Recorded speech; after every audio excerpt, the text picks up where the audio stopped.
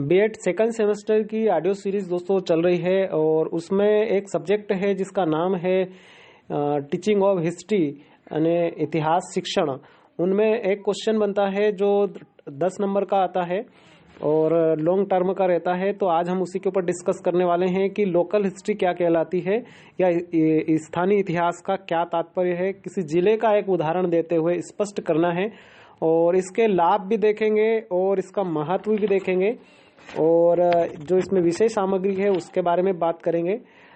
तो बात करते हैं कि स्थानीय जो इतिहास है, लोकल हिस्ट्री है। स्थानीय इतिहास का अर्थ यह नहीं है कि जिसे कस्बे, नगर या जिले में बालक रहता है उनका इतिहास ही स्थानीय इतिहास है, वरन पड़ोस में अथवा जिस स्थान पर मनुष्य रहता है उस स्थान के वातावरण की भी अपनी विशेषता होती है। अतः छात्रों को इन विशेषताओं का भी ज्ञान होना आवश्यक है। जैसे बात की गई है कि नाम से स्पष्ट है कि लोकल हिस्ट्री मतलब आसपास की हिस्ट्री, और उसको राष्ट्रीय हिस्ट्री भी मतलब थोड़ा सा प्रांतीय और राष्ट्रीय इनके साथ भी जोड़कर देखा जाता है। तो ये बात कही गई है कि उनका इतिहास ही स्थानीय इतिहास है, पड़ोस में अथवा जिस स्थान पर मनुष्य रहता है उस स्थान के वातावरण की भी अपनी एक विशेषता होती है। अतः छात्र छात्राओं को इन विशेषताओं का भी ज्ञान होना आवश्यक है। एक प्रसिद्ध विद्वान है जिनका नाम है E.L. हलस्क, E.L. हसलक नाम है। उनका मत है कि इतिहास के पाठ्यक्रम में स्थानीय इतिहास के पाठों को समावेश करना जरूरी है, हितकारी रहेगा, क्योंकि स्थानीय इतिहास राष्ट्रीय इतिहास को व्यापक बनाने में क्या करता है, सहायक देता है। क्योंकि छोटे छोटे इतिहास मिलकर यानी कि स्थानीय इतिहास मिलकर ही क्या बनता है, राष्ट्रीय इतिहास बनता है। उसी के आधार पर बात की जाए कि एक प्रसिद्ध विद्वान है के.डी. घोष। के.डी. घोष का मत यह है कि राष्ट्रीय इतिहास के लिए स्थानीय इतिहास की जो देन है उसका समावेश करना भी आवश्यक है। अब बात करते हैं इंपोर्टेंस ऑफ लोकल हिस्ट्री यानी स्थानीय इतिहास का महत्व। तो दोस्तों एक प्रसिद्ध विद्वान थे E.L. हसलक।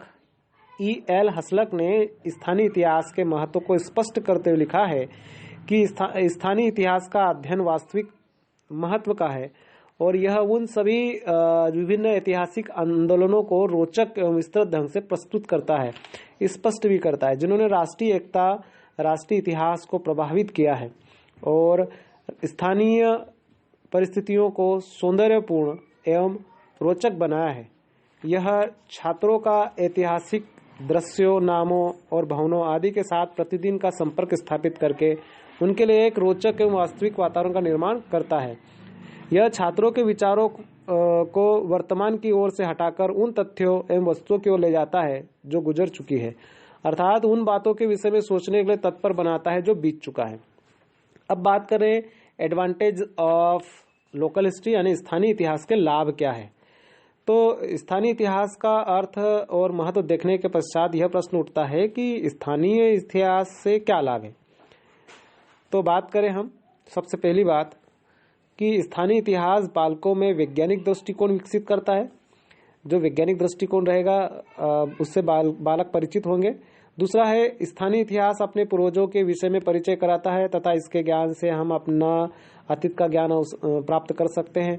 इसके द्वारा बालकों में उस स्थान के प्रति एवं भक्ति की भावना उत्पन्न होगी। तीसरा है स्थानीय इतिहास द्वारा बालकों में अपनी स्थानीय परंपरा और रीति रिवाजों के प्रति आदर की भावना उत्पन्न की जा सकती है। यह परंपराएं तथा रीति रिवाज उस स्थान के नैतिक जीवन का प्रतिबिंब होती है। चौथा लाभ यह है स्थानीय इतिहास पढ़ने के कि आधुनिक युग में पाठ्यक्रम सहगामी क्रियाओं पर अधिक बल दिया जा रहा है, परंतु स्थानीय इतिहास बालकों के विकास के लिए एक नवीन मार्ग की सृष्टि कर सकता है। इसके शिक्षण से उनके चरित्र का निर्माण सुचारू रूप से किया जा सकता है। पांचवा पॉइंट है इसके द्वारा अनुदारता की भावना को दूर किया जा सकता है तथा बालकों के दृष्टिकोण में व्यापक बनाया जा सकता है। छठवां, स्थानीय इतिहास का शिक्षण बालकों में निर्धन मनुष्य के जीवन के प्रति सद्भावना तथा सहानुभूति उत्पन्न करता है और इसके ज्ञान से वे समस्याओं को समझने का प्रयत्न करते हैं जो उनकी निर्धनता का कारण बनी हुई है।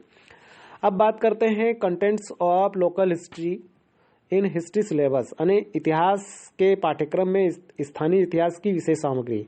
तो दोस्तों कुछ विद्वानों का विचार है कि स्थानीय इतिहास पृथक विषय नहीं होना चाहिए।